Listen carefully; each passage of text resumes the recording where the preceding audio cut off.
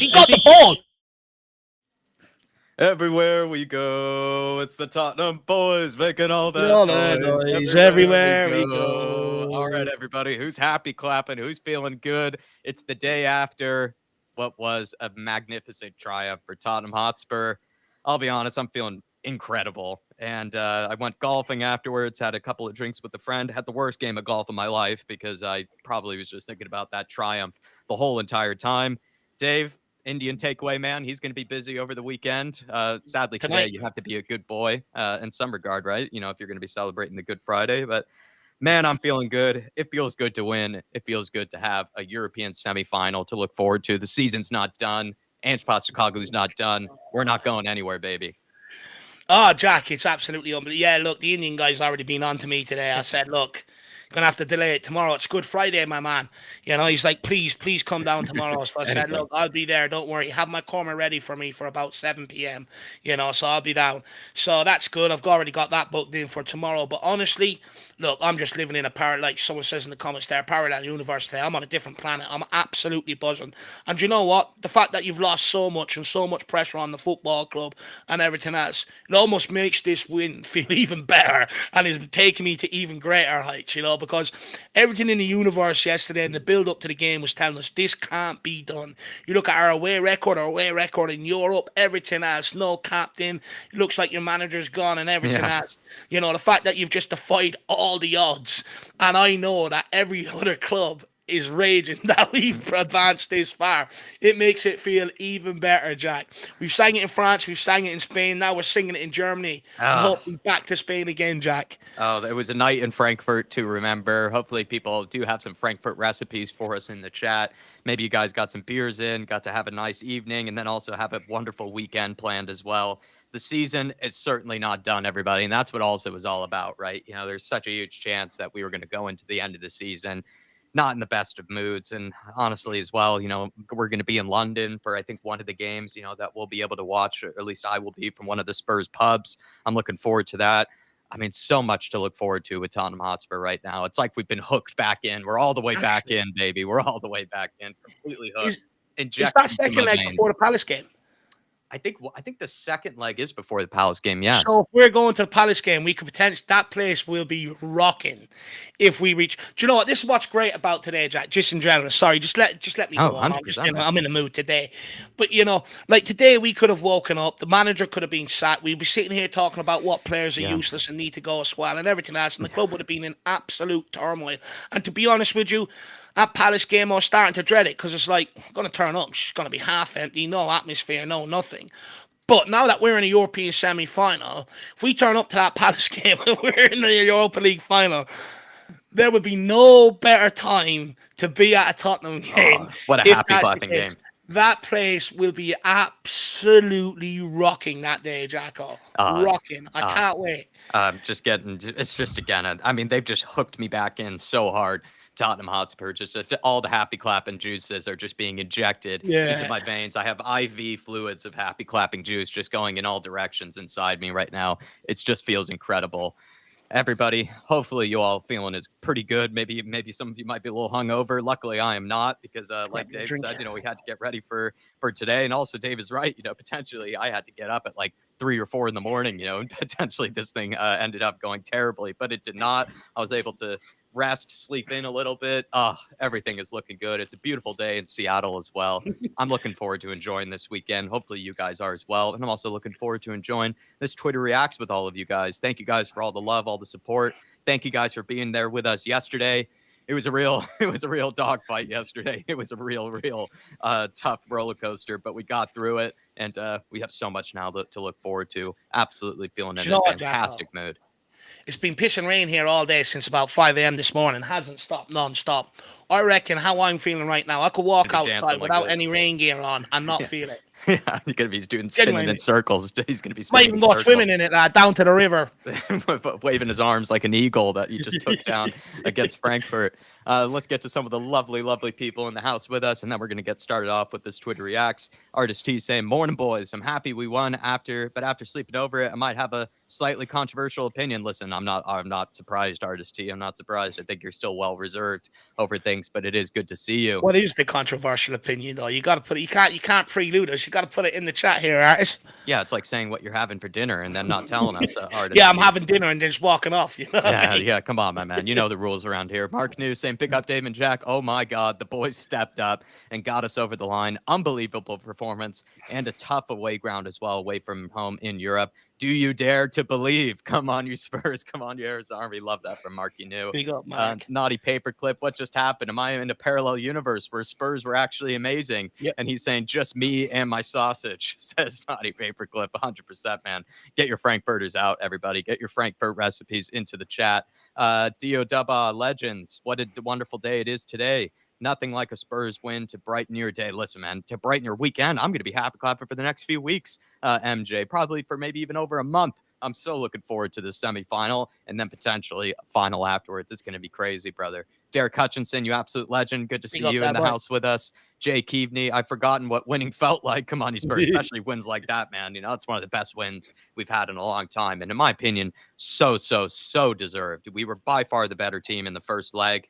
Unfortunately, we just didn't make it easy on ourselves, you know, giving us that cushion. And then the boys dug deep and they did the job away from home this time. Two very different performances, in my opinion. And that's actually what makes me enjoy it even more, actually, to an extent. We're seeing two sides of Tottenham Hotspur. We're showing that they can dominate a team, but then we're also seeing that they can grind out a result as well, which for me, it's kind of one of my favorite types of ways to win a European tie, if you ask me. I know Dave knows that I feel that way about things. I love seeing a good defensive performance like that one. You know Vandal Ross saying, "Hey, all, wow, we did a win." Yes, come we on, did. man. It happens. And especially in the biggest of occasions, well, the pressure was on. Everybody was going to be just absolutely shaking with anxiety. And we got through, Vandal Ross. We got through, my friend. Slim Boy Tubbs is in with us. Tottenham in the semis. Absolute legend. Strange Love, the Doctor. Good to see you. Happy Easter, boys. I told you, fellas, have a little patience and faith in manager and the team. I think Dave had a lot of patience and faith in them. I'm not sure, you know, who you're talking to, Strange Love, the Doctor, but we're all listening to you. Don't you worry. George Kadar is saying, "Ange the Prophet always wins a trophy in his second season."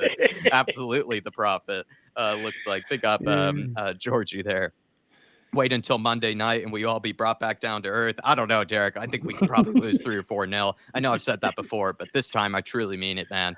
I'm just going into the rest of the season out with absolute vibes until we get to that first leg of the semifinal. I'm going to be Vibes FC for a little while now. I'll probably be pretty intolerable. I was pretty intolerable after the game. I put the shades on, start pouring the beers. You know, I just turned into an absolute menace in terms of the happy clapperness in that situation. Do you know what I would say to Derek, though? Is, look, I don't like the idea that we can just take our foot off on the Premier League. Ideally, I would like to finish this season as strong as possible. It's just the sort of fan I am. But I have come to an acceptance that maybe from the players' point of view, they are going to take their foot off the gas in the Premier League and protect themselves for the Europa League. Yeah, 100%. Dave, shall we dip into these player ratings? Artist T has come back with his controversial opinion saying, "I think yesterday was a kind of reverse from the last leg. I think this time Frankfurt was unlucky not to take us to additional time. I won't say that we were lucky to win, but I think our goal itself was." He's saying, "I think Kevin Trapp would not have given away that penalty, just like how Vicario wouldn't have given away that penalty Kinski did against Liverpool." Interesting. I would say, like, their goalkeeper, just happy just let it go. Their goalkeeper, though, in the first leg made some crack saves in the first leg to keep them in it, right? So in a way, maybe it was coming. You know, backup goalkeeper had an absolute worldie in the first leg, then gives away, you know, a penalty in the second leg. It's almost written in the stars to some extent, because I'm not even too sure Kevin Trapp made the saves that the second goalkeeper made in the first leg. Because, Dave, some of the moments that goalkeeper had, he was like, I think he was in the player of the, you know, like, what is it? You know, like the 11 of the day, you know, for the Europa League. Like, he had one of the highest goalkeeper ratings of any player that they've seen in weeks or something for a goalkeeper performance. So maybe it goes both ways, where he made a mistake in the second leg, but also kept them in the tie in the first leg as well. Look, a couple of things. First of all, RST, just let it go. Just happy clap, my man. You will feel so much better, you know. Look, I get the frustrations that's gone on this season. I get a lot of people maybe still don't like or trust the manager. But at the end of the day, they rode their luck in the first leg more than what we rode our luck last night. I think Vicario had one decent save to make last night. That's about it. I'd argue they rode their luck massively over the 2 legs, and I think over the 2 legs, you look at the ties. I think we were the better team, and I think we deserve it. And at the end of the day, look, Jack said it yesterday heading into the game. We're going to need a little bit of luck, and luck was on our side. How many times has it not been on our side this season? So for me, I'm more than okay to accept it, and I'm more than okay to be okay with it. Does it excuse or gloss over the other 17 or 21 defeats this season? No, but if we win the Europa League, maybe it will. But look, what I will say is we're there. Just enjoy it, my man. It's not every year this comes around, by the way. 2019 was the last time we've reached the semi-final of a European competition. Before that, God knows when it was. So what I'm saying to you is, these don't come around all the time. So just enjoy the Europa League for what it is, my man. Premier League, I can understand all the frustrations and everything else, but on the Europa League, just get on the train and try and enjoy it, my man. Just get that happy clapper juice, man. Find a nice little vein right here and just inject it right in there, sir, and just live on for the rest of the weekend. What I will say, though, Artist T, personally, maybe you feel similarly on this, I really enjoyed that we got two very different performances from Spurs. I think, like I said, first leg, we deserved to win that game. Unfortunately, we didn't. But in the second leg, we absolutely grinded it out and got a little bit of luck as well. So for me, actually makes it even more beautiful personally. I think that I've kind of enjoyed those sort of type of ways to get through a tie personally. I wonder if you feel similarly, where it's like two very different sort of styles of ways of getting through a tie, if you know what I mean. Artist T, that's what I appreciated about it. Spurs showed two sides to themselves and two very good sides. Great point, actually. Great point. Jake Keaveney. By the way, I forgot, what part of Ireland are you from, Mr. Keaveney? He says, was the players employing their own tactics last night? No, I don't think so. I think once we went 1-0 up, look, let's be honest, against Brighton earlier on in the season, we played like this, to a certain degree and all. I don't think it was the players employing their own tactics. I think what we've seen last night, and I think this is something that, as fans, we have to sort of accept. Players were playing for Ange Postecoglou, whether we like it or not. They're playing for Ange Postecoglou. Mickey Van Ven said in the build-up to the game, we want to win this for Ange Postecoglou. Jed Spence said in the interview with Rio Ferdinand, we're still behind Ange Postecoglou. We like him, he protects us and stuff like that. We want to play his way. Madison has said something similar, and Kulusevski something similar earlier on as well. So despite the fans' frustrations and the media's frustrations around Tottenham Hotspur, inside, there is a togetherness that they want to go on and win this. When we won last night, I don't know whether we've got a start here or not, but Vicario ran over straight away, hugging Ange Postecoglou. Romero's one woke me up with a big stiffy. The duvet was nearly touching the ceiling. You know what I mean? Like, again, hugging Postecoglou. And I think what we're actually seeing is the players want to play for him. They like him. 100%. I think we know who this is. Absolute legend that she is. She said, I told you anything can happen, boys. Coys. No, it's right. The final. Oh, right. Happy clapper. Get in there. Come on. Big up me as well. Thank you so much. I think we all know who it is. Must be buzzing. Absolutely. And she was right. Anything can happen. You can never rule out Tottenham Hotspur. That's for sure. And then Eugene S., member for 8 months. Big up from London, boys. Come on, you Spurs. You were in London. Are you in London right now, Eugene? Are you in London right now? That's incredible. Oh, yes, he is. He's going to the Forest game. Oh, I mean, Eugene, buddy. I mean, this must feel good, man. It must feel good, to be. If you were around for a Spurs pub as well, were you at a Spurs pub for the game, to be able to watch that must feel very good. Or even just to be in London, after a win like that one, my friend. It must feel incredible, Eugene. Thanks for the 8 months as well, sir. Thanks to as well the other lovely special person for nearly 30 months. Absolutely insane. Thank you guys for all the longevity of support that you show us. You absolute legends, all of you. Just quickly as well, just want to bring in some other people in here. JH is in the house. Good to see you, JH. Most important thing now is the Ange haters take a break and put the club behind their urge to spread the venom. No point as long as we can win the biggest achievement since 1984. 40 years, man. There's only so many European semifinals that Spurs have ever been in. Saying, what is this strange feeling? Oh, positivity. I remember you. Hey, lads, no show. Big up, no show. Listen, Dave and I are far better. I've said this before. I'm far better when I can happy clap, when I could just be intolerably positive, but at the same time, we do try to be balanced. We do try to sort of, see things from all sides. Look, it's been tough this season, to try to strike that balance with everything. But now that Spurs picked up a win like that, I'm going to be intolerable for the next 2 weeks, just fair warning, everybody. But you're absolutely right, no show. It is a strange feeling to feel this good again. It is a strange feeling. It feels so good.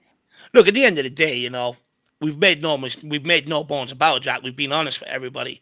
Game day, we will feel the emotions and we will ride the emotions of the game. But during the week is where calmness prevails. We have much more balanced sort of discussions. But on game day, depending on how it goes, is how we feel it. It's just the way it is. And then But big up, no show.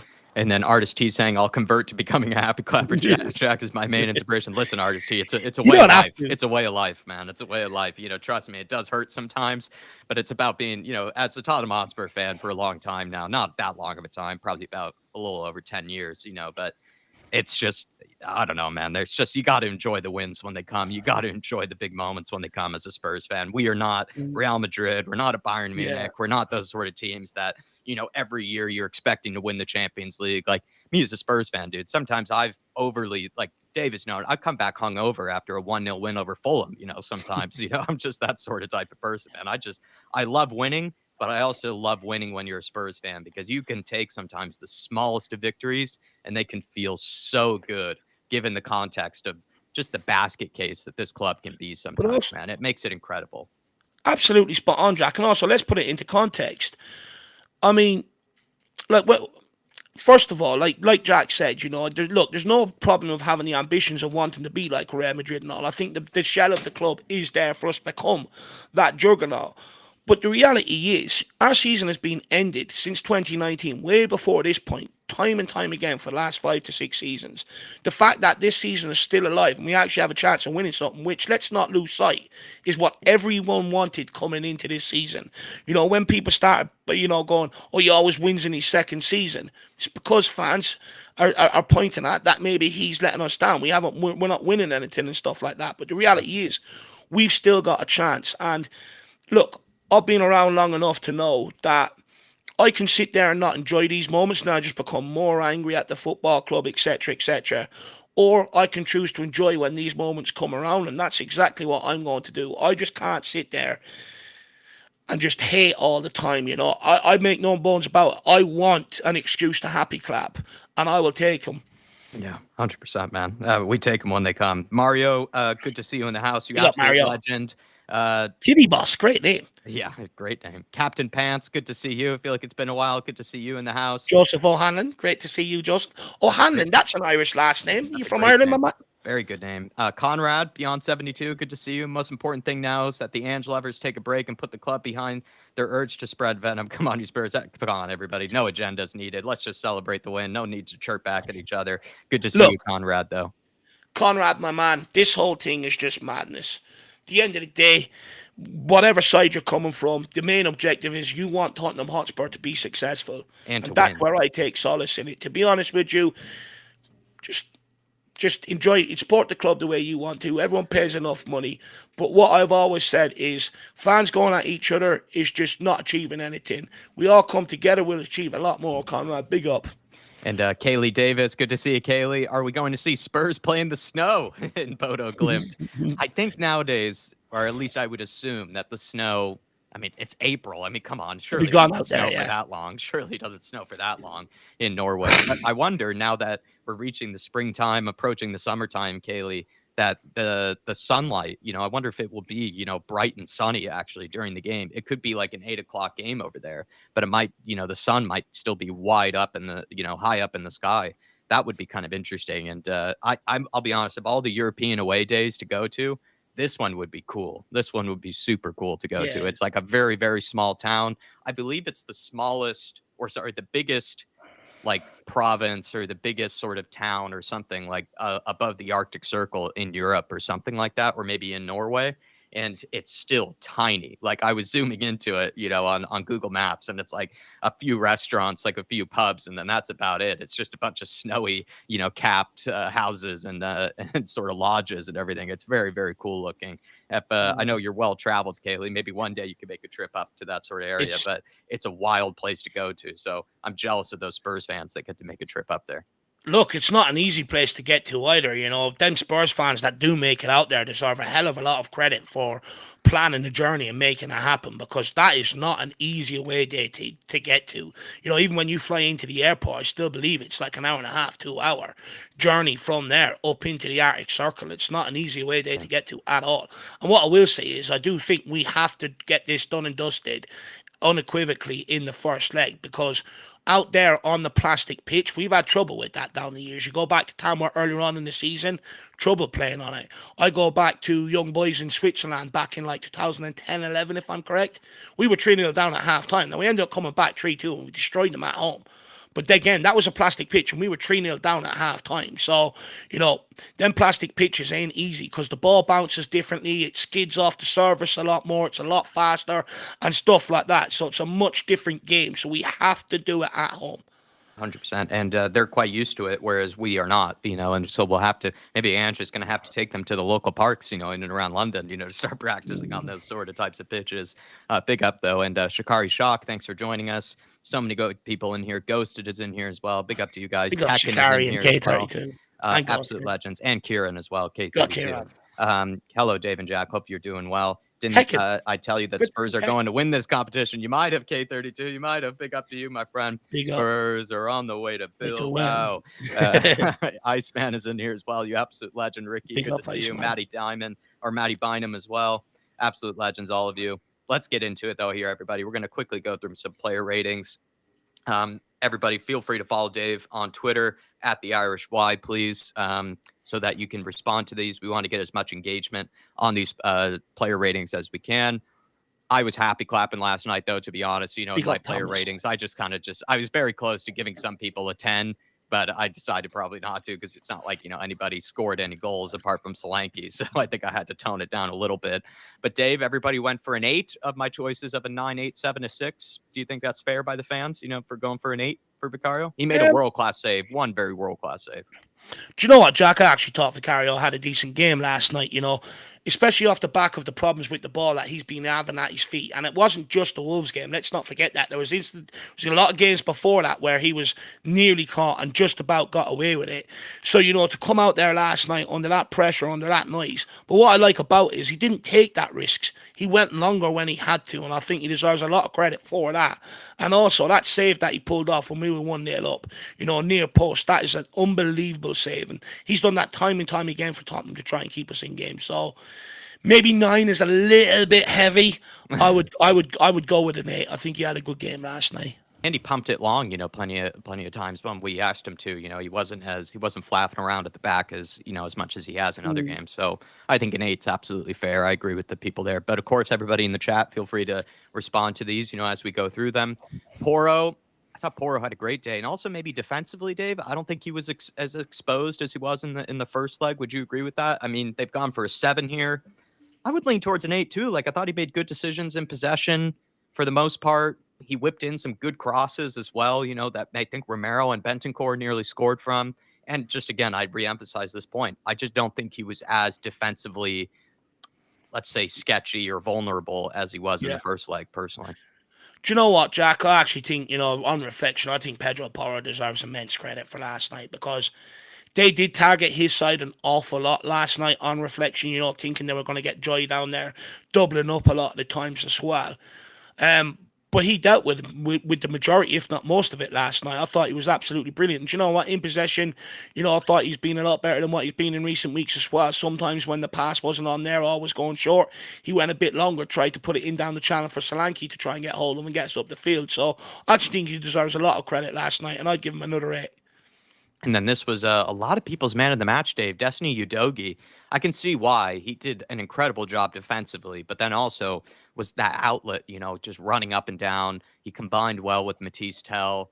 He just really worked his nuts off, for this game. I thought Destiny Udogie, and he put in a lot of effort. So I think that's part of the reason why people actually have him down as one of the man of the match. That seemed to be a common reflection from people on Twitter. So would you agree with that? Around a 9 for Destiny Udogie? I don't think he put much of a foot wrong in the game and was solid defensively, and just, like I said, did such a good job of just getting up and down for us, being a willing runner, taking on his man when he needed to. Plenty of times he didn't look to go backwards. He looked to take us up the pitch. So I thought he also had a great day. I'd agree with that, Jack. For me, it was the explosive runs forward, carrying that ball. I think he worked well with Matisse Tell down that side defensively. He was absolutely solid as well. And not only that, when I went back and watched the game, there was a couple of times where that ball was a bit loose in the middle, and he was sort of in and around that area, and he came in and took it away. Yeah. And I like that from Destiny Udogie. I think yesterday was probably one of his best games. But in fairness, what we've said about Destiny Udogie all along is people didn't take into account that he came into this season with no preseason, expected just to hit the ground running off the back of surgery, over the summer and stuff like that. And then his performances haven't quite matched up to where they hit last season. But that was never going to happen when you don't have the preseason. But I think what you're seeing now that he's starting to get up to the fitness levels required, I think you're starting to see the same Destiny Udogie we seen last season that many of us loved and adored. I think he had a brilliant game last night. And let's not forget, controversial call by Postecoglou over the two legs to give this guy a game over Jed Spence, and he did not let us down. I'm seeing some other people in the house, also give a 9 as well. Ed Sweeting, Thomas Udogie was awesome last night. Give him a 9. Naughty Paperclip saying everyone was an 8. Hennessy as well. Good to see you, Hennessy. Thanks Hennessy for being in with us. Min Chi as well. Limpy Down Under. Truth Sets You Free. Lee Moody. Thank you guys for all the support today. Daniel Field, Stephen Boyd. Great to see you. Romero Thomas. Dave. Big up, Tommy. He also got a 9 from the fan base. I mean, Romero, Van de Ven, could you pick between the two of them? Which, I mean, Van de Ven had a game-saving challenge on Ekitike when he tracked back for that long ball over the top. He made that incredible recovery run. Romero was very good in possession, also was very good at clearing away a lot of the crosses into the penalty area. I'd say they both could go for like an 8 or a 9. What did you make of Romero and Van de Ven's performance? Do you know what, Jack? I'm going to combine the two of them together because this is what I've been trying to get at all along when people, sort of say, oh, sell Romero, etc., etc. It's like you're breaking up a partnership. We haven't seen a partnership since Toby and Jan. Are they as good as them? No, not yet. But I think keep them together. I think they could develop to be that. And I think Romero exactly exemplifies and what they done last night away from home. That wouldn't happen if you had Danzo or Dragusin and stuff like that. It just wouldn't. That's why I keep saying there's levels to this. These guys are so good. I don't think people quite understand. Romero last night, anything that came along, he dealt with his head. And not only does he didn't just head it away. He often cushions it down into one of the midfielders out to the fullback. Yeah. That's what I really like about him. Also, crosses into the box last night. I'm not being funny, but if you go back and look at the game, a lot of the time it was his head or Mickey van der Ven's head that met that cross and cleared it last night. Absolutely brilliant from them last night. And also, let's not forget, Romero nearly scored last night as well. That header was inches away. And Romero did play that ball over the top for James Maddison, which if anyone's been watching my predicted lineups, I've been on about it for weeks now. Romero getting back to playing them balls over the top for James Maddison. It's something that we've seen a lot earlier in the season. If you remember, Jack, you pointed it out earlier on in the season. It's something that we've seen earlier on in the season. We haven't seen for a long time since they've been out injured.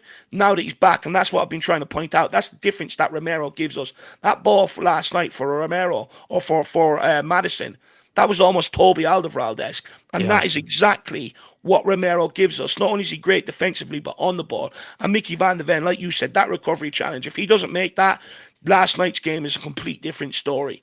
So credit to the both of them, Jack. Great partnership. Give both of them a 9. I mean, 100% I agree. And I totally forgot to mention that part in Romero's rating, that he was the one that played that pass to Maddison. Of course, we're going to give Maddison his credit in just a few minutes here, but Romero's pass was picture perfect. It forced that guy Santos to make a decision there of whether to close down Maddison or not. That penalty doesn't happen without Romero's pass. And I thought it was absolutely pinpoint to Maddison's head there. And also Romero, he's that guy. He doesn't want to play it sideways. He's always looking up to play dangerous passes, which is a very underrated skill, I think, in the center backs nowadays. Especially just recently, I've been watching some Eric Dyer for the likes of Bayern Munich. That guy just continues to always look for the easy sideways pass, to just sort of maintain possession. Never, ever seems to attempt anything sort of progressive or forwards. Whereas Romero, for me, is just the complete opposite. He is always looking to break the lines, always looking to try to play a dangerous pass, through the midfield or even to out wide to the winger. He's always a willing, progressive player in possession and has the technical skill to do it most of the time. Well, look, Jack, that's why I never, made the excuse for Radu Dragusin about the system. Even in possession, people going, oh, well, it's the system. It's the way he's being asked to play. It's like, no, it's just levels to this game. At the end of the day, one's just much better than the other. It's nothing to do with system. And that's why I've always harped on. quality absolutely matters. It matters. Benton class, Dave? Good performance last night, Jack. I thought he done an absolute unbelievable job for us. He didn't really vacate that number six No. position. He mopped up in the midfield when needed to. And I just think at times when he picked up that ball under pressure, he did bring that air of calmness to it. Yeah, He sort he of usually slowed it does. down a little bit, got hold of that ball, helped us retain possession in important times when they were maybe starting to look like they were getting on top. He was able to get hold of that ball and just slow it down, get us back into the game. And I think it's a very underrated job he done last night, actually, Jack. I'm going to give him an 8. Matty Bynum just earlier saying, when Romero's header from the corner, I started celebrating until it missed by a few inches. Yeah, man, like I thought that was headed in as well. Bentancur nearly scored from one, too. I agree with Dave, though, that I think this is probably one of the under-noticed things with Bentancur. Sometimes when he receives the ball under pressure, I don't think we're appreciating. This guy can take 4 or 5 touches with like 4 or 5, opposition players around him, and he'll find the right pass, or he'll sort of find that composure to, not give it away in moments like that. I think the guy has real silkiness in possession, and it's just a very cool, calm, collected player when he is, put under pressure. It seems like he's actually better sometimes when he is put under pressure, when he is being pressed. He just seems to find a way around it in such a smooth and classy way. I think hence the name from Dave, Benton Class. But I think he did that on a couple of occasions last night that, again, just helped us retain possession when it was really crucial to do so. Bergvall, Dave, with Bergvall's performance, I actually think defensively I would give him more praise in this one. I actually thought a couple of occasions he made some very, very good blocks that I remember. One of them in particular, I remember, was a dangerous, dangerous shot that had fallen to an Eintracht player. I forget which one, but he threw his body on the line to get in front of it. So for Bergvall, I would give, I think, an 8 or a 7 is fair to him. It's just that I think defensively he actually showed something more than in possession in this game. Do you know what my big concern coming into the game, Jack, off some of the mistakes that he's made this season was, would he be able to handle the big occasion? And to be fair, it didn't face the kid last night. And look, I thought he was good in possession and out of possession. There was a couple of times he made a couple of good passes, and out of possession he battles, puts his body on the line. Look, it was never going to be one of them where we were going to be dominant on the ball. The second half when we're sitting 11 men behind the ball, and when the ball comes to your man, then you have to come out and get pressure on him, and then when he moves it off, you have to drop back in and cover up that space that they have to play in and stuff like that. It's not an easy thing to do, and he stuck to the task very well last night. As a young kid, it's very easy to switch off, and he didn't do that. So, do you know what? I'll give him an 8, Jack. Great comment here from K32 saying that last-ditch tackle from Mickey Van de Ven reminded me of Ledley King's great challenge against Chelsea. Very, very similar, recovery challenges and just tracking back for the team like that. Game-saving challenges, if you ask me. K32, good to see you in the house, brother. Madison, Dave, I wanted to give him a 9 or a 10, just for winning us that penalty. I thought he was brilliant in possession as well. He looked on it. Such a disappointment that he couldn't play longer than what he did. Put his body on the line. Very, very brave of him as well to go for that moment with Santos barreling down on him. Thought Madison actually played very well in those minutes that he was on the pitch. So what would you give him? Like an 8, a 9? I think that's as low as I would go, would be an 8. I thought he was brilliant. 30 minutes, 40 minutes, or 44 minutes, wasn't it? Something about like that. Got stuck in once or twice. When it comes to James Maddison, Jack, one of my big gripes this season is I wanted him to be that guy to demand that ball and almost dictate play. And what I've actually seen in recent weeks or recently is him starting to do that a lot more, but maybe still a little bit loose in possession. Last night, he was absolutely tidy in possession. Didn't get taken off the ball in dangerous positions. He barely gave away possession. I thought he was absolutely brilliant. And to be honest with you, you could see something was coming out of Maddison because, a couple of times before that, it was him down that left-hand side, played a lovely ball in between the full-back and centre-back for a Dogie. Tried to play the lovely ball in for Tell, which he unleashed the shot. Maddison was growing into the game. And look, I'll be brutally honest, a guy of his stature, and look, Maddison is one of them, he doesn't like being hit, right? You can see that when he's rolling around the ground a lot of times, every time he's being hit. He doesn't like it.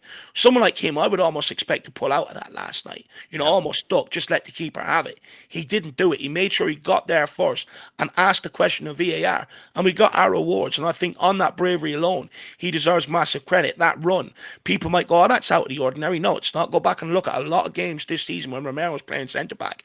It's common. that Romero is trying to use Madison, basically Dominic Solanke at times being used as the decoy, and Madison makes that second man running behind, a bit like what Dele Alli used to do off Harry Kane, if people remember that under Pochettino.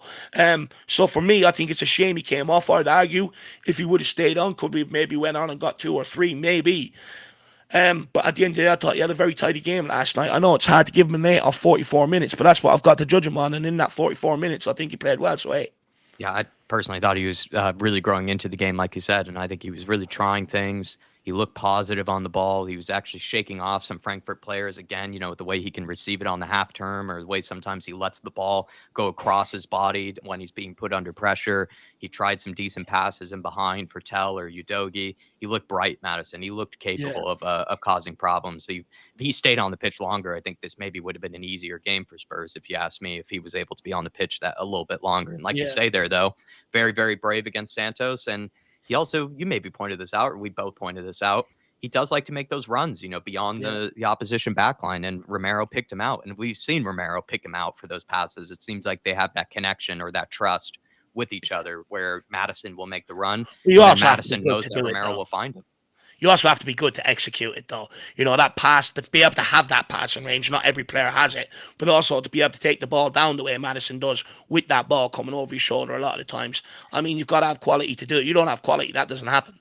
Class recognizes class in their cases. Just want to welcome in a couple other legends in here. DJ AK is in here. I told you guys we're winning the Europa. Big up to you, DJ. If we win the Europa, you need to get your decks out to Bilbao, my man. Alpesh Patel as well, you absolute legend. It's great to win ugly, my friend. It is great to win ugly. Whether you think it was lucky or not, it feels so good. And then Dark Sun G, my man, good to see you in with us. Come on, you Spurs. With Danzo, we can hopefully keep on going with 3 center backs when we need to keep a 1-goal lead. Listen, man, when we get to some of the Twitter responses, there are plenty of ones about that. A lot of people were happy to see Ange bring on the likes of Kevin Danzo. Yeah. Get through some of these other player ratings here, Dave. Just quickly, I just want to say a big up to Balu as well. It's good to see you back in here, my man. Hopefully you're keeping well. It's big up, Dave and Jack. I'm glad we don't need to suffer much. Happy days it is coming. Look, Balu, that's all we've ever wanted, I know, look, sometimes, I can get carried away on the negative side when we're losing and stuff like that. But at the end of the day, I want to sit here and smile every day. I don't want to sit here and be angry, worried about Brennan Johnson and the future of my club. I just want to sit here and enjoy it, my man. So it's good times. Good to see you, Ballo. And then Kaylee Davis saying, Bodo weather report, 55% chance of snow later this week. I just can't even believe that places would still be snowing in the month of April. Kaylee, we're approaching May here, and it's crazy that places could still be snowing.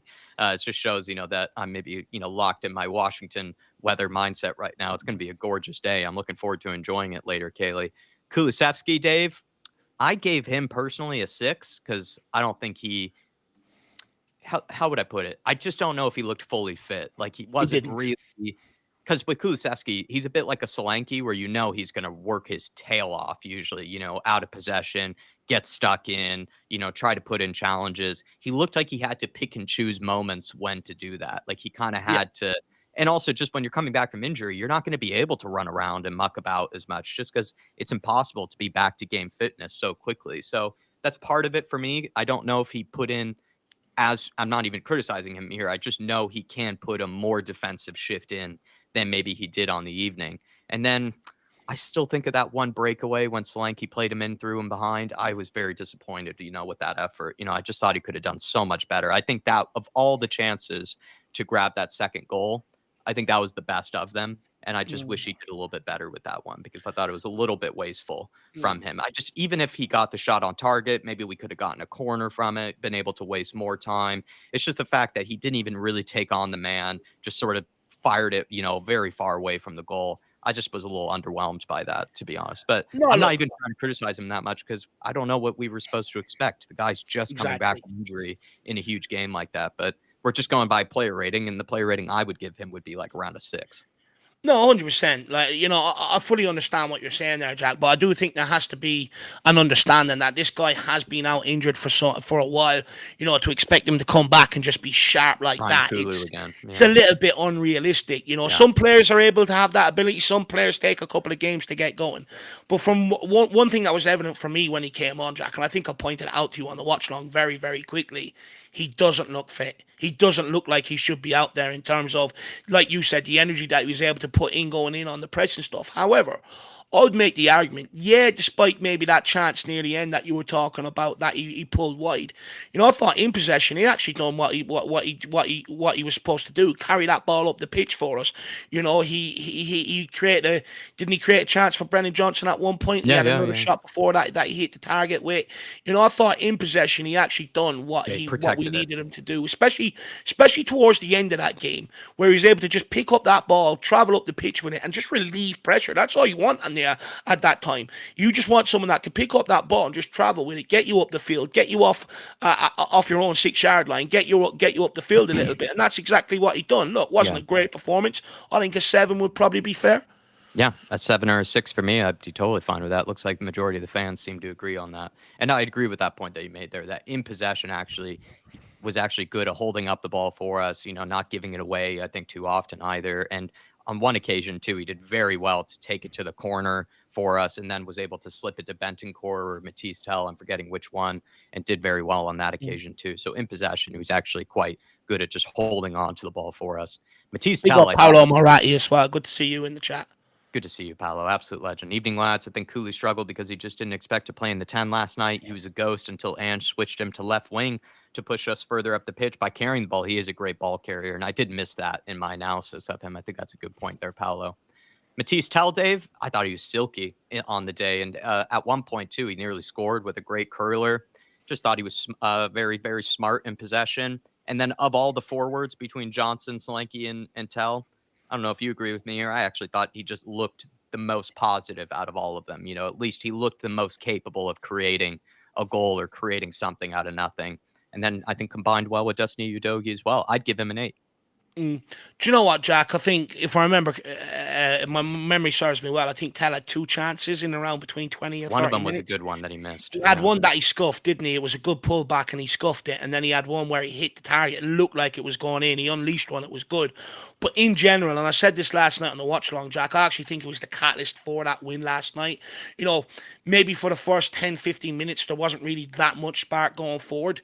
But then he just picked up the ball and took control of it, started going at his man, looking to take them on, cut on the outside, cut on the inside, put crosses in the box, take shots. He was the catalyst down that side for us actually getting going forward last night. So I actually got to give him massive credit for that. And you know what? Maybe I've been a little bit harsh on the kid to a certain degree. Look, I've always said bringing a 19-year-old and expecting him to come in and bag us all these goals that we need was never fair on the kid. But one thing I did see last night, and I've noticed it a couple of times, I just haven't seen it as much, but I've seen it more frequently last night, is how quickly he moves that ball with both feet to skin players. Yeah. That's not easy to do, by the way. It's not easy to do, to be able to use your right and your left to be able to skin by players with quick speed. And you know what? I'm sort of coming around to the idea that maybe we should purchase him. Not at 65 million, nowhere near it. Maybe half that, 30 million. I'd be comfortable with that.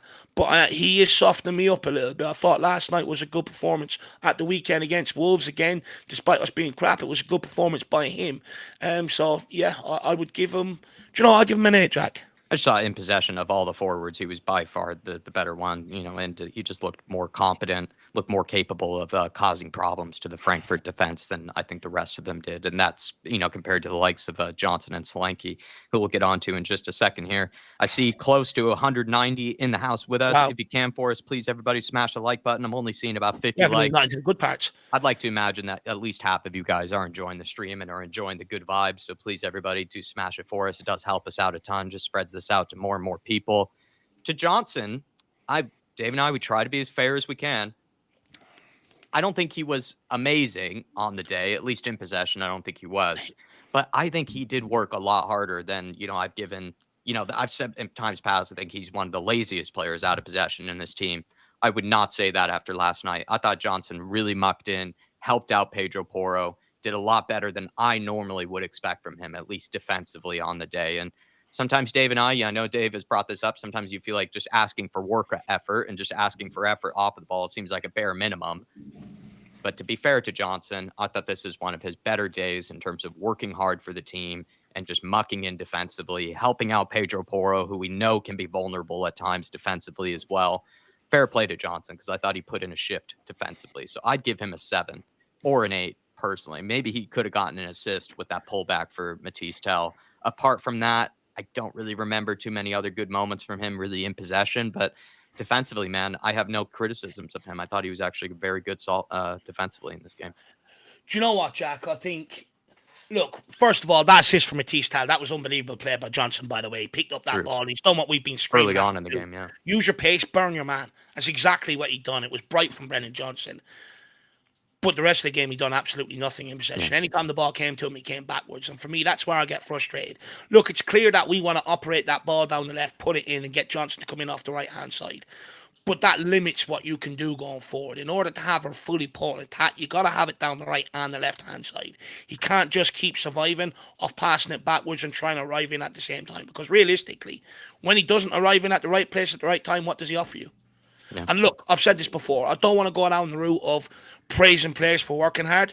When you're wearing a cockerel on your chest, you're playing for Tottenham Hotspur in the Premier League and in Europe, that fucking hard work should be there. That should be bare minimum. You should actually come here expecting to work harder than where you did at your previous club, to be quite frank. That's where I'm at with it.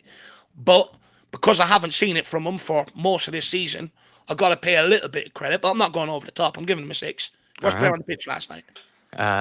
Defensively, Johnson was a lot better. I agree with you guys that Ed Sweeting, always good to see you in here with us.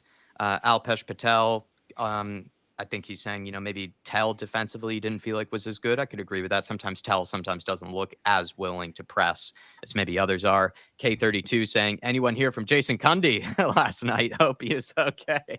Well, fair check. Great job, K32. A great point. I'm sure Jamie O'Hara's looking into that anyway. Oh, yeah, he's definitely on the search. And then Solanke, Dave. Thoughts on Solanke? I think worked very hard, but this is the thing. Like, we know he works hard. We know this guy he's probably the hardest worker in the team out of possession, really, Dominic Solanke. Fair play on that penalty. The balls and the cojones to take that penalty in the manner that he did, slotted it down the middle, sent the keeper the wrong way. But a bit similar to Johnson, like, I just don't know, like, what he really did in possession that many times. He had that one flick on, like I said, to Kulusevski. That was good work, that maybe Kulu could have done better with. But it was a lot of kind of just huffing and puffing from Solanke, which is what we said before, with the guy. He worked hard. He challenged for every header. He worked hard against the back line, but sometimes he is just underwhelming in possession, I'd say. But I think you know what I'm trying to say. It's just it's a similar story, I think, with him. But we know he works hard. We know he works his tail off, and we did need that. No, look, he absolutely worked his cock off last night. You know what I mean? He ran his legs off, Jack. That guy, honestly, it's not easy to go and press one centre-back knowing he's going to pop that 10 yards to the next centre-back and then get on your heels and go again. Time and time again, relentlessly, knowing effectively you're actually not going to win that ball. You're just hoping you're forcing him into pumping it long. But that guy does it with aplomb. Let's not forget, Matisse Tau, when he was up front, he didn't want to do that. So not everyone has it in their locker, and that is what you actually call sacrificing yourself for the team, because traditionally, strikers would just sit up there, lays about, and until the ball comes their way. So fair play to Solanke on that one. But you know what? There was one glaring difference that I've seen over these two legs that have really sort of hurt me about Dominic Solanke. Is you look at that guy, Ekatike, I think that's how you pronounce it. Skill he has. How many long balls came over the top, over the two legs that he's just plucked down out of the air? Yeah. Dom Solanke, anytime the ball goes near him, it's bouncing off him 10, 15 yards everywhere. And it makes it very impossible for anyone to try and get a hold of it. You know what I mean? And that's where my big frustration comes in with Dom Solanke.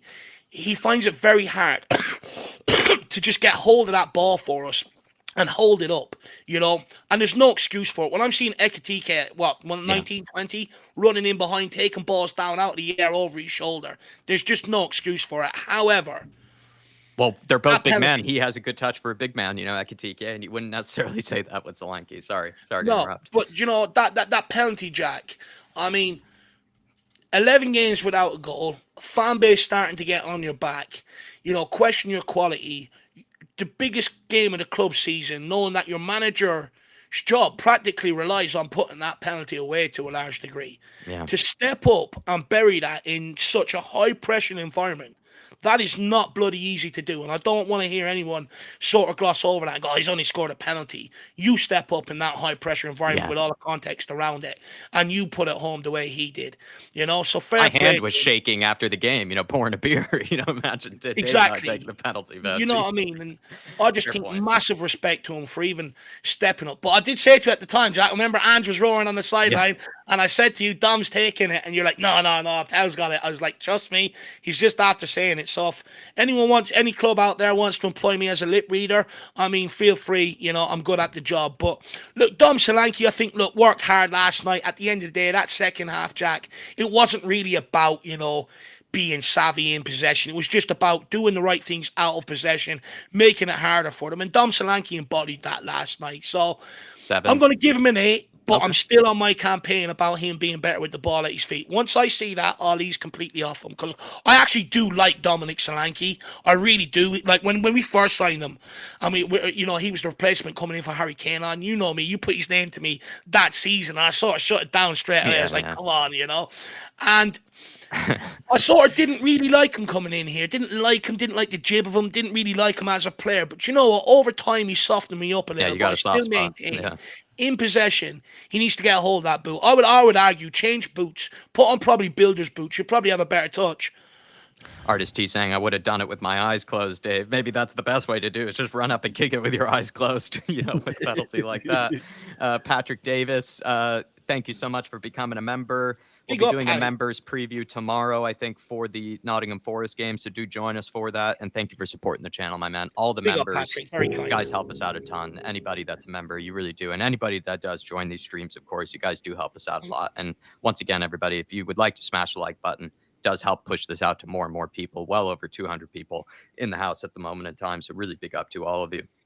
Dave, shall we happy clap even further? Enjoy the rest of Twitter. Yeah, just quickly, I want to take next level English comments here. He says, to all the fans who say our players aren't good enough and it doesn't matter who the manager is, were you watching? I'll just flip that. I'll say to all the fans who think the manager isn't good enough and his tactics don't work, were you watching? How's that one? Now let's move on, Jack.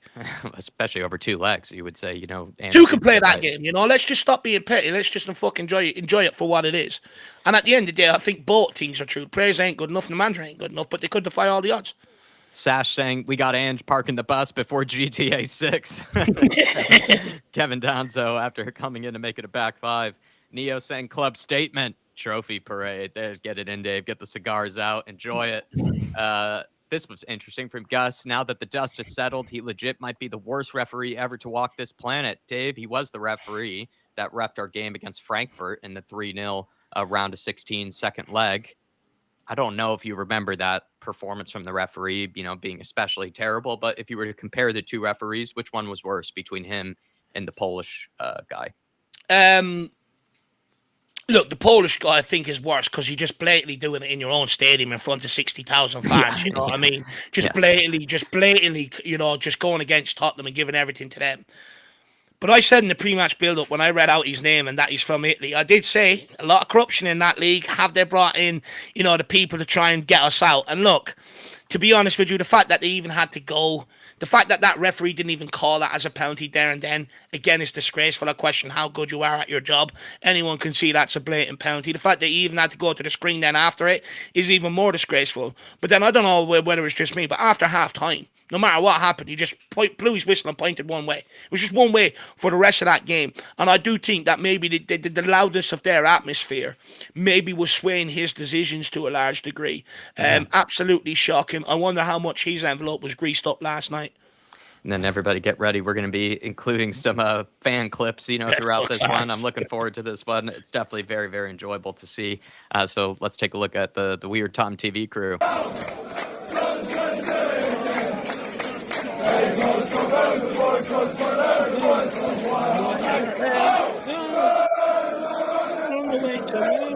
Spurs are on the way to Bilbao. Just great to see that. Great shot. Chefs are primo. Tell Pep the price of the brick just went up. What an well. Um, Raslas saying copying is idle again. TK. Oh, that's great. Great Brilliant. housery.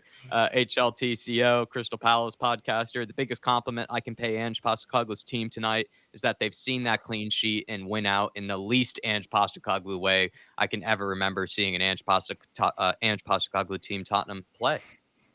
Agree with No, that, look, Dave? I think Yeah. it's a fair point. Look, he's not known for, shoring up and sitting back, but I think when there's pressure on you, maybe you do start to maybe alter a little bit, at the end of the day. Look, I think he surprised nearly everybody bringing on Danzo at the end to shore it up, and I think it's the right thing to do away from home. You can't just sit there and neglect your away record in Europe and in general away from home across all domestic competitions as well and go, oh, we'll still ask them to play the same way. It's clear that once we went 1-0 up, we just said to everybody, sit 11 men behind the ball, no gaps, let's defend this.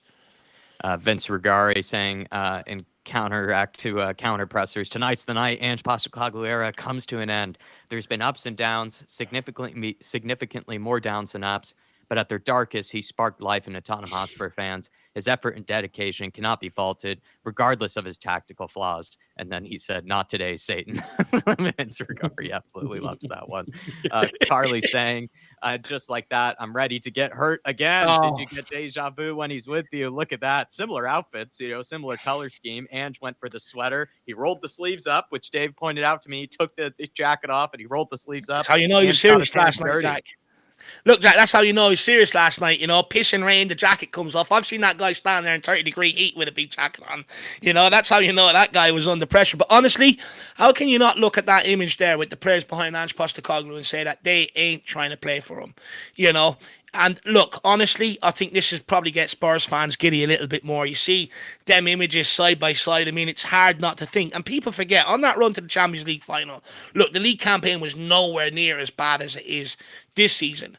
But from November onwards, we weren't great for the rest of that league. We sort of deprioritise the Champions League to a large degree. And a lot of the league form sort of got looked over because of the run in the Champions League. But I think the reason why it was more like that back then is because we've seen continuous progression underneath Pochettino. So people are willing to sort of put that aside.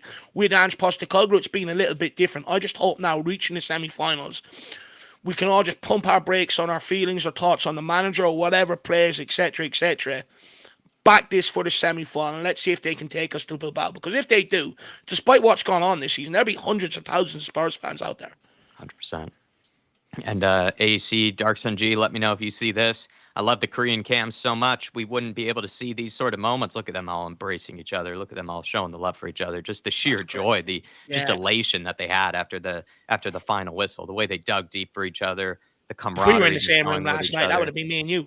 100%. I mean, like I said, I think Dave and I would have been slugging each other after that game, out of actual pure adrenaline. Just pure adrenaline. Ayudi pointing out Vicario protecting his mascot from the rain with his gloves. He's a real psycho, isn't he? Vicario's just every goalkeeper. They're all weird in some sort of way. Vicario there, it's just absolutely funny there. Paul Hanley, one of the best away days, brilliant professional performance last night. On to the semifinals, just some Irish representation. In case you wanted to know that Cork City Spurs made it out to the game. Zeus saying making 2 semifinals while being 15th in the league is just so Tottenham, isn't it? Absolutely is. Dominic That's true, actually. Yeah. You do forget that we have made 2 semi-finals this year. And I mean, is that something that maybe we need to factor in? Because when you look at the league form, maybe being the anomaly, maybe the injuries did play a more significant part than maybe what people initially thought and stuff like that. Look, these are all discussions to have further down the line anyway. Well, I mean, it's definitely worth pointing out that Spurs have been more of a cup team this year. Dave, I hope this replays again, but you could see one of the beers.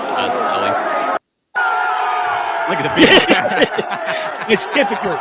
Do you know what, Jack? I've never seen a country that loves wasting beer as much as English fans do, even though when they make it. I love when they make the likes of the European competitions of the World Cup, because anytime they score, there's like 50,000 beers going up in the air, and all you can see is the beer company sitting back going, easy fiver, counting it all up. It's absolutely brilliant. Great to see. I'm glad. Do you know what? The away fans have had to put up with a lot this season, Jack. There's been a lot, at away games and stuff like that between Postecoglou and the fans. It's absolutely great to see them given the night that they deserve. 100%.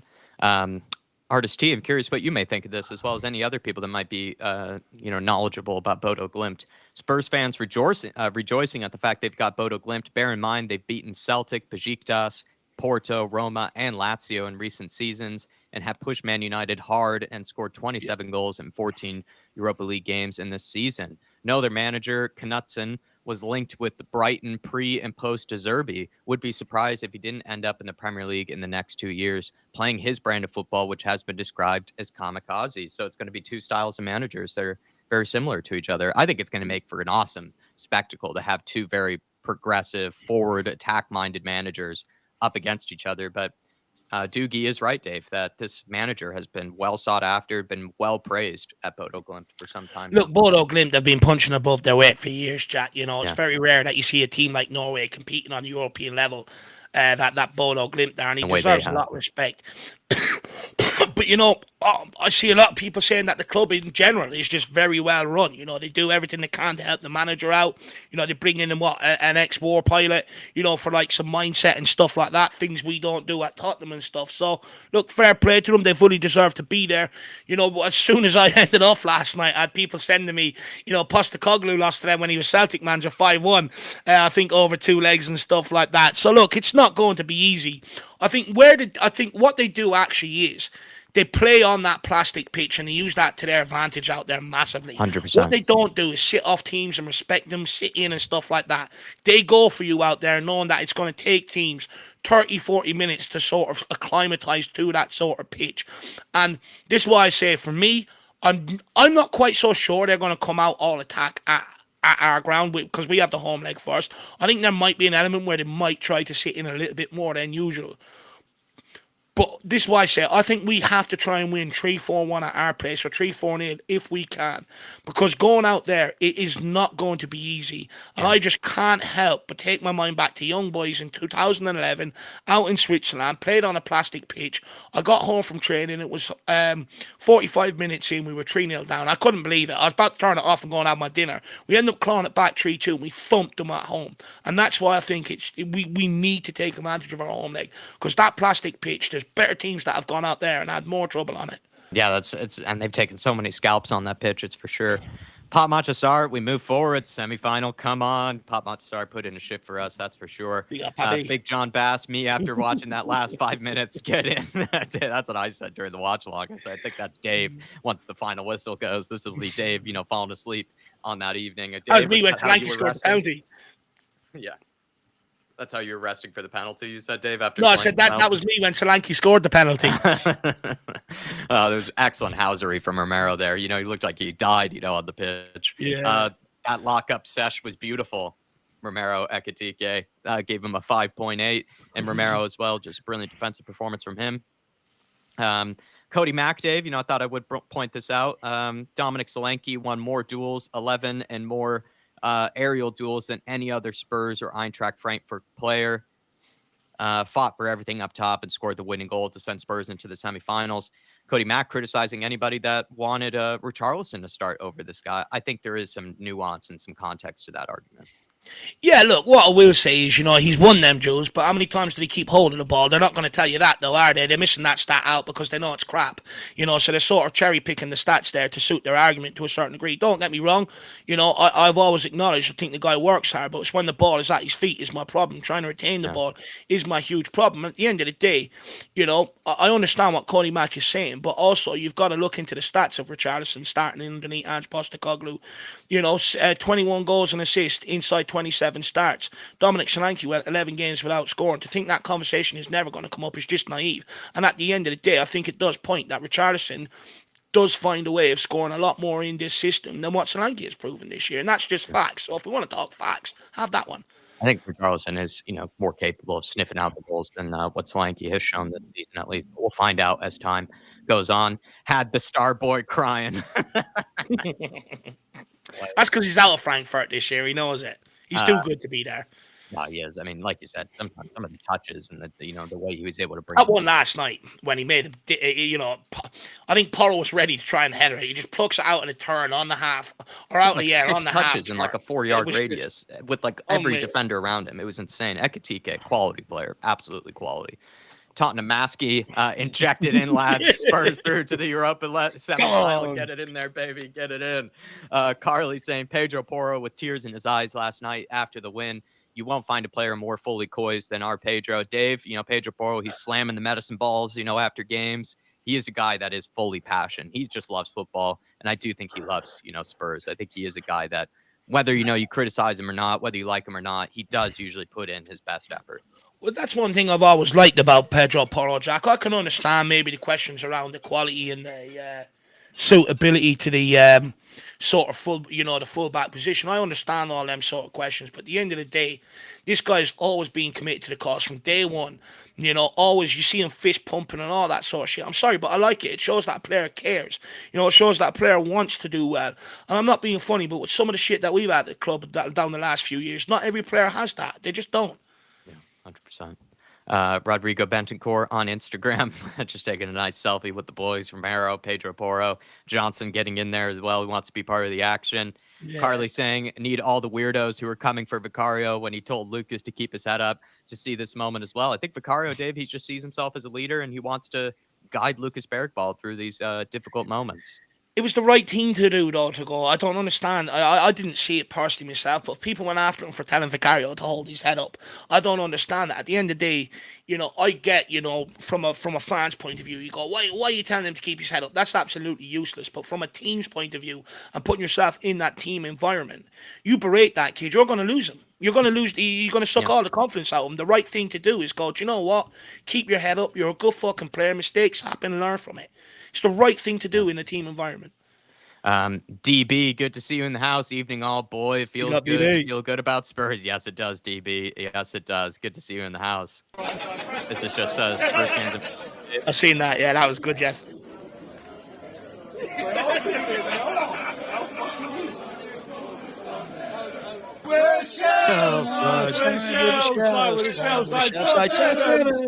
With a part lane. Brilliant. Join the beer gardens in the lovely Frankfurt Square as well. And then this was also look at the beers as well. Amazing. It'd be cheaper to buy water than do that.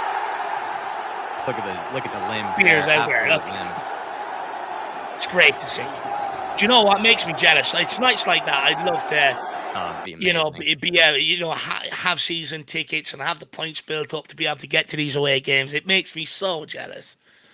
Cody Mack saying, I do agree with this one, Dave. I don't know who needs this, but tonight in general is the perfect example that you can embrace and appreciate and even celebrate good defending. Good defending is part of any successful team. Good defending fixes Ange ball. You don't have to park the bus, but you do have to learn to defend. And I would agree with that. This is the thing that Spurs, I think, have struggled to find that balance between maintaining their principles of attacking play and, forward-thinking type of football and progressive football. But at the same time, sometimes, especially if you don't have a clinical forward line, which you and I made the point about, we're not a team that puts away our chances. We're not a very clinical team. Sadly, then you have to maybe, sometimes just concede that you will have to learn to defend, a lead when you do get one, because we're just not a team that's going to take our chances on a regular basis. So then, sadly, I think you have to learn how to be able to muck in defensively and see out a lead. No, 100%. Look, I think there's a time and a place for it. But, when you're bringing an attacking manager and you're asking them to see out defensively a lead, it shows that your forward line ain't good enough for what you want to be. And that's where your problem is. Why are you bringing an attacking manager and asking him to do everything that he doesn't want to do? That's where my huge problem comes in with it. You bring an attacking manager, you give him the right forward line to work with. But, there is a time and a place for it. You can't win every game 3-4-0. So if the game isn't the balance, then you do have to maybe look to be a little bit more pragmatic and to a degree sort of shore it up for sure. But I'd also make the argument just having better defenders makes you more better defensively. Having Romero and Van de Ven is the reason why we can play on the halfway line or send that line up high, because they can turn that ball over. When we had Radu Dragosin, that guy was at 6s and 7s. Honestly, I don't even think he knew he was in England at half the time, when he was out there playing Jack. It was embarrassing. So I'd also make the argument, which I've tried to say with Romero and Van de Ven all along, you get them back, I think you'd be better defensively. Is that not what I've said all season? No, 100%, man. And I think you're like, we've said before, Spurs are just a team that unfortunately just aren't that great at putting away the opportunities that they create for themselves. And it just puts Ange Postecoglou in a dilemma where he is creating the scenarios for his team to be able to beat a team 2-0, 3-0, that type of thing. But we just aren't that sort of side to put away our chances. And then you are in an awkward situation where, like, then I guess you have to go against your own principles and then learn to be able to defend as well. And I just think he hasn't shown that as much on a regular basis, Ange Postecoglou, but you do have to feel for him. Whereas if he did have better forwards, would we make life a lot easier on ourselves? 100%. 100%. Darkson G saying, don't forget Danzo added depth. Definitely Darkson G. I think we got to your comment on that one, man, with like Danzo and how crucial he was, to the day. And also we are Tom TV have joined the house. Good to see you, boys. We're on our way to Bilbao. Pick up, boys. Spurs are on the way to Bilbao. He's got to try and find a way out to Bodo Glint first, But big up, Ben. Good to see you, my man. By the way, you ignored my comments when I was putting them in the chat earlier on. I don't know whether you just didn't see them or whether it was on purpose. But either way, I don't care. We're in the semi-final. But let me know. Are you in now, Benji? Big up, Ben or Sim, whoever's in the house with us. Benji, definitely. Sim's on a plane home. Vandal Ross, in the next round, it is critical we take a lead in the second leg. Definitely agree with you, Vandal. Good to see you as always. They could never, ever make me hate combo, Dave. Look at that. He absolutely loves it. Look what it means to him. Look, don't get me wrong. I'm still of the opinion, 3 years being here, barely being available, you've got to cash in. You can't take the risk going into fourth year hoping this guy's going to stay fit. You just can't. When you've 3 years of evidence and it's proven he can't, you can't take that risk. But one thing I don't want to hear anyone question when this guy leaves the club is his commitment to the cause. Because when he's out there, he leaves absolutely everything out there. And this isn't the first time we've seen him do all this on the sideline when he hasn't been playing either. Yeah, definitely. Mikey Moore also in the background as well, celebrating, of course.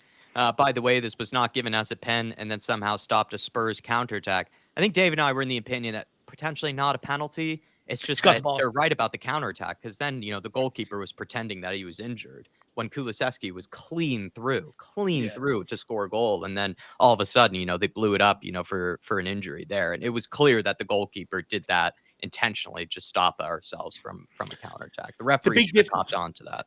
The big difference between that one and the Madison one, which I would argue is similar, is Madison got to the ball first. There, the goalkeeper got to the ball first. So that one, at the time, maybe I was asking for it, if I remember correctly, maybe the heat in a moment. But looking back on it, I think right decision was made on that one. But stopping the counter-attack was absolutely mind-boggling after that. Here we go, stiffy material, 18s. Everyone under 18 tune out. Dave, exactly. This gave Dave the stiff. Look at Romero and just look at the aggression in both of their faces. Look, you can tell they're toning that down, and they realize they have to hug each other. If that's in the dressing room, they're grabbing each other's jerseys like that. I'm telling you, they're toning it down. Look at that, just pure male testosterone. What more do you want? James Madison, so proud of this team. A memorable night in Frankfurt last night showed the grit and the determination that people doubted we possessed. On to the semifinals. Look at the limbs from Madison here on the celebration, I think, of the penalty. He loves it. So big up to him. And I thought he had a great perperformance. He even took a picture of himself there. I mean, God, he took the knock in there. Absolutely great from Matters. And looks like Bentacore there. He does. Well, the hair's growing back. That's what's happening, Dave. And another one here from him as well, just showing the love, with him and Bentacore too. Great for Madison. The Sweeper, great podcast, by the way. They sort of do very good facts and stories of kind of maybe ones that you wouldn't normally see in and around football. And they have some facts for us quickly on Bodo Glimt. They've reached the Europa League semifinals where they will face Tottenham Hotspur. Here are 8 fun facts. The weather, northern location means it can be a challenging place to play football with freezing temperatures and heavy snowfall. Bodo Glimt's players trained on ice with spikes up until 1991, and the pitch at the Aspera Stadium was equipped with artificial turf in 2006. Just quickly, that is the most backwards thing I've ever heard in my life. They were ice skating, Dave, before they were playing football. I thought we in Ireland had it bad at times when you have to pick up sheep shit off a field before you go and play. Well, I've never once been sent out with spikes on ice. That's mad. Arctic Circle as well. Bodo Glimt are one of the only two top flight European clubs across the 55 UEFA nations to be based in the Arctic Circle. The other is Tromsø, another Norwegian club. The two clubs have a fierce rivalry despite being 322 kilometers apart and are the world's northernmost top-tier teams. That's mad. Great facts there. Northern Norway band. Bodo Glimt have won 4 of the last 5 titles, and Tromsø might be regulars in the Eliteserien League now, but it wasn't always that way. Clubs from North were not allowed to even play in the top tier until 1972, as organizers felt they just could not compete. Well, now Surely they've got to shown be they weather can. permitting. A lot of their I think it games would was. probably be called off. Yeah. It definitely was. The stadium, Bodo, is a small place, and its entire population could not even fit into the Tottenham Hotspur Stadium in London.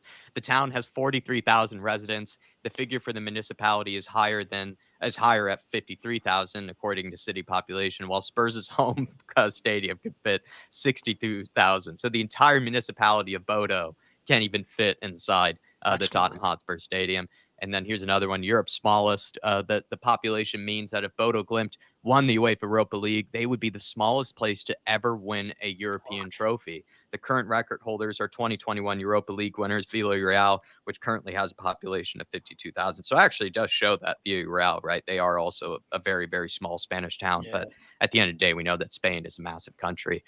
History makers, Bodo Glimt are the first Norwegian club to reach the semifinals of the UEFA competition. In fact, before last night, no Nordic club had ever reached a European semifinal this century. Then Bodo Glimt and Djurgården of Sweden went and did it on the same night. Toothbrush. Bodo Glimt fans bring giant yellow toothbrushes to games. The tradition dates back to the 1970s when the capo wanted to conduct the singing and a yellow fan had a yellow toothbrush in his pocket. Giant toothbrushes have since become part of the club's identity. It's proper weird. And then, Dave, this was yours, the ex-fighter pilot. Bjorn Mansverk, a former Norwegian Air Force pilot, is employed by the club as a mental coach, is introduced meditation and mindfulness to the players. The idea is to get them in the best frame of mind to perform. Then the results will follow afterwards. Absolutely insane. And look, these are the little things that I think good clubs do. You know, they look for every 1% that they can get. And I'd argue that's what we lack at Tottenham. Conte tried to do it, tried to bring in specialists for this and that, but, you know, we don't want to commit the wages, which I think is a bit of a shame, to be honest, because I do think, you know, even Jurgen Klopp bringing in a throwing coach and stuff like that, they're the sort of little things that we should be on if we are desperate about winning trophies. But also, the big thing with the yellow toothbrushes, I mean, I urge Spurs fans just to come out with large things of toothpaste and stand in the opposite stand. Yeah, big Colgate tubes and stand in the opposite stand, you know, across from them. Bring extra floss. Bring a huge, a huge tube of floss. Rain Man, good to see you, Rain Man. How are you, my friend? Thomas as well, saying it's the best time to meet them. It could be worse. I think he's talking about the weather, you know, that it's actually going to be a lot better for us than it would be in other stages of the season. And then Fazzy Radfar, the absolute legend that is Faz. League form remains poor to save players for Europa. Dave and I said that, you know, after the watch along, that perhaps we have to now just accept that, you know, their priorities and their focus will entirely be on these European games. So we will have to the best of our ability, Dave and I, you know, we get really into the matches, you know, we do sort of react, you know, as things come. But I think we will try our best to sort of try to remind ourselves, at least, you know, when things do get intense during the games, that, you know, they are going to keep their minds on the Europa League. And West Ham went through something similar, right? Where West Ham were just entirely focused on the Conference League, even though, you know, their league form was quite terrible. And we've seen it before with Spurs, you know, in the Champions League as well. So 100% Fazzy, and we'll try our best to remain calm. Jamie O'Hara saying, effing get in there, you beauty, says Jamie. And also, if you could look for Jason Cundy for us, Jamie, that would be much appreciated. What an effing night of football, unreal, from Cody Mack. And then Alex saying, we actually showed fight in a big knockout game. Oh, brilliant. That was you last night. That was you when you were down at the golf course when you walked into the group with the boys. It was me after I tasted the beer, after I poured that beer. That's what it tasted like. Hotspur report, playing for the manager. Dave is right. You know, he pointed that out before the game even happened. Vicario there, jumping on Ange Postecoglou. Spurs pictures that go hard, Dave. I like that one. Celebrating, looking like if only we could get Lucas Bergvall just close to the Dominic Solanke and cut the guy out in the middle, we'd be brilliant. Absolute limbs, says Martin. Oh, listen to the... They're booing. Or Frankfurt. That's them fans booing, putting them off. That, honestly, to dispatch that penalty in the calm manner that he did in that environment is absolutely insane. Can't even hear it. No, they're all booing him. And also, let's not forget the length it took to get to that decision as well. All these teams just build up the pressure. Absolutely brilliant from Dominic Solanke. Great to see that from them. Look at them. Look how joyous they are. This is what we're in football for, man. These sort of nights, these sort of feelings. I love that. Absolutely love that from Martin. Thank you for sending that in. 8.5 million pounds. That's it. That's the tweet. SI Comps, model of a footballer as well. Dayton saying, Ekatike, welcome to the Mickey Mouse Clubhouse. That's brilliant. Richarlison, Dave, just losing it. I don't know whether he's probably celebrating Ben Davies' new contract extension. Truly, I say to you, one of you will betray me, mate. Is that to do with the mole, is it? Yeah, that or just Easter related, I guess, to some degree. Yeah. This is just a look at what the Bodo town looks like. I mean, it's a wow, That's what gorgeous. a place. What a bizarre looking That's place. gorgeous. I'd love to live somewhere. Honestly, that's where I want to retire. I want to live somewhere like that. Snowed nearly 24/7, 365 days a year. Just imagine living. It's like living in Christmas all year round. It's class. It is gorgeous. I bet the air even just tastes, different, just with the lack of pollution, as well. Maybe Daniel Larson, Dave, can give you a tour of some of these areas. Mickey Hazard saying, see you all in the semifinal, you beauties. Get in there. 1984, 2025. Here we come. Come on, you Spurs. Big up to Mickey Hazard. Absolute legend. Slanky goals, clean sheet. Kulu and Danzo back. Semifinal. Conceição. Cigar time, everybody. That's what Dave was looking like last night. Absolutely great. Brendan always getting in the fights, Dave. Do you know what? I thought perfect timing for this last night, Jack. Slow it down right before halftime. Let's just get us into halftime. I thought it was absolutely brilliant shithousery from Brendan Johnson there to sort of start that. I thought it was perfect timing. And then also Spurs pictures that go hard. Solanke and Richarlison hugging each other. Brendan Johnson cheering the away fans. This was Spurs Army. On the way to Bilbao. Do it again. Gonna do it again. Billy Cairns as well. Boys from White Hart Lane. Spurs are on the way to Bilbao. Tottenham are gonna do it again. Holly Agambar, I've lost my head the last month or two, but so happy to see the team and Ange like this bring on the semi-final. Look at Ange there. First time in over a year, Frankfurt haven't scored at home. First time in 11 European matches, Frankfurt have lost at home. Frankfurt have won 23 of their last 25 European home games. And Tottenham Hotspur showed up. I mean, a real triumph. Spurs, hey! We can use Spurs in a good context now. Oh, definitely. I mean, talk about a triumph. Cody Mack saying, I feel like Ange and Spurs should just keep hating each other. Whatever works to keep this cup run going. Great comment there. Back five, Postecoglou. Still can't believe it. Coys. It brought a tear to my eye. And then there's Maddie saying, we're into the semifinals. Opium injected, everybody. Inject it into the veins. Oh, brilliant. And Fuad saying, I'm stood on my living room table saluting these boys' performance tonight. Absolutely right. Great defensive shift from them.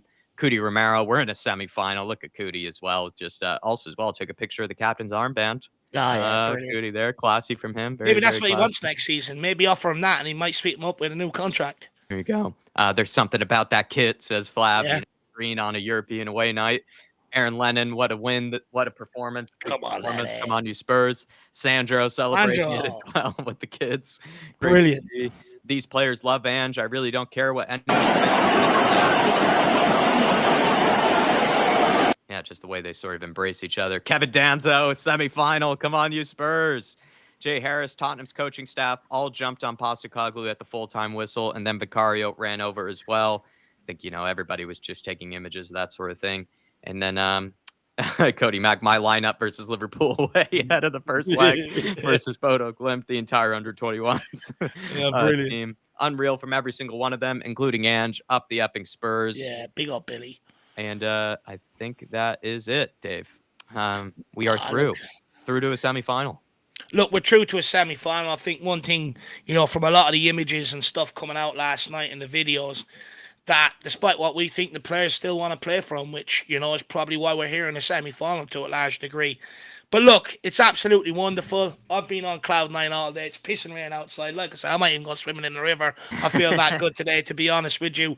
And look, I get what's going on this season, but I do think there does come a point in the season, especially heading into a European semi-final, you got to put a cork in it and let's back the team. Love you guys. Thank you for all the support yesterday. Thanks for all the support today. Hope to see you all for members You preview got tomorrow. Bowen. We'll also be doing a big upstream for, I think it's Aston Villa Newcastle, which is a decent battle for the Champions League spaces. And also maybe if you want to come on, chat with David or I, Yeah. share your thoughts about last night's game, as well as just about Spurs in general, talk about life, hang out with us. We would love to have you there with us. You do help us out a ton if you do join us over there. So even if you just spend 10 to 15 minutes there, it does help us out, every single one of you guys. We'll put some links and stuff tomorrow about that. So please join us there. And also, if you don't want to miss any of the members' previews before these big games, feel free to become a member. But thank you guys for all the love, all the support. We'll see you all very, very soon. Come on, you Spurs. And season's not over, everybody. Let's Come keep on. riding. We have so much to look forward to. See you soon, everybody.